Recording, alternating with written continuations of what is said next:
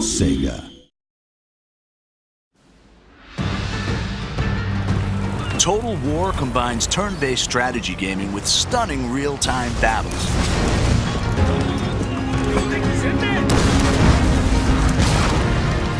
Players take command of nations, armies, and generals as they battle for ultimate victory.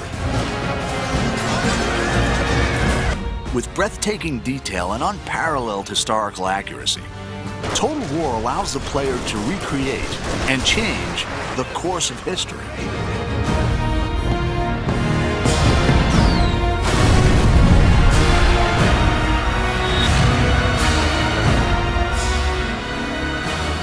In 2011, the award-winning Shogun 2 offered new AI, streamlined controls, and a host of multiplayer features.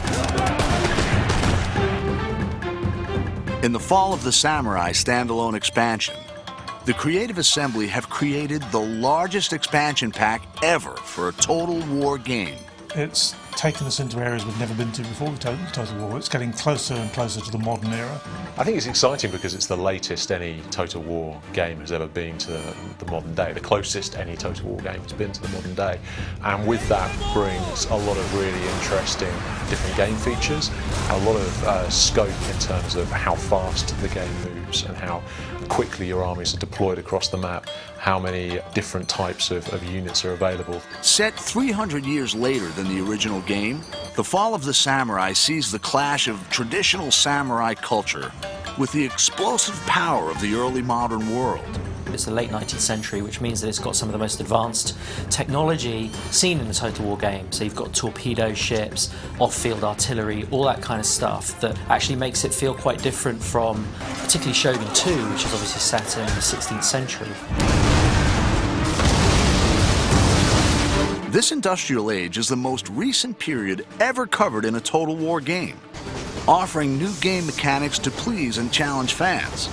I mean, Japan actually started to build railways in this period or slightly afterwards. Railways on the campaign map have quite an important strategic influence in that they allow you to move armies incredibly quickly. So as you capture more and more of the territory of Japan, you can move your armies around very effectively, and it's really important for bringing your best troops to the front.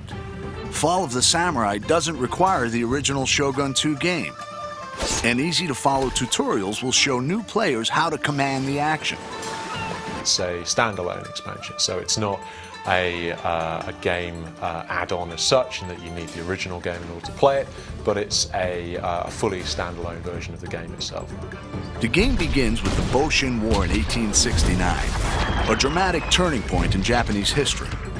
The ruling shogunate is trading with the West, allowing new ideas to change Japan.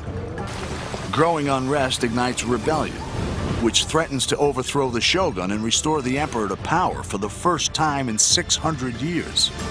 The shogunate had ruled Japan for hundreds of years, since the time of Shogun 2. But people were getting more and more agitated as the shogunate kind of opened up Japan to foreign influence. And so there was a movement called Revere the Emperor, Expel the Barbarians. And it eventually sort of boiled up into full-blown rebellion where whole domains rise up and try and overthrow the shogunate. The player chooses a clan and decides whether to remain loyal to the shogun or to fight for the emperor. Every clan has their own unique strengths and challenges, civilian, diplomatic, or military. Each faction within an allegiance has its own clan trait, which gives it a very specific play style.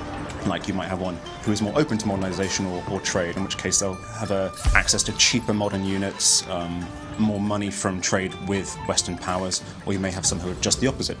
In the next trailer, we'll find out how the campaign and the real-time battles have been reimagined and redefined.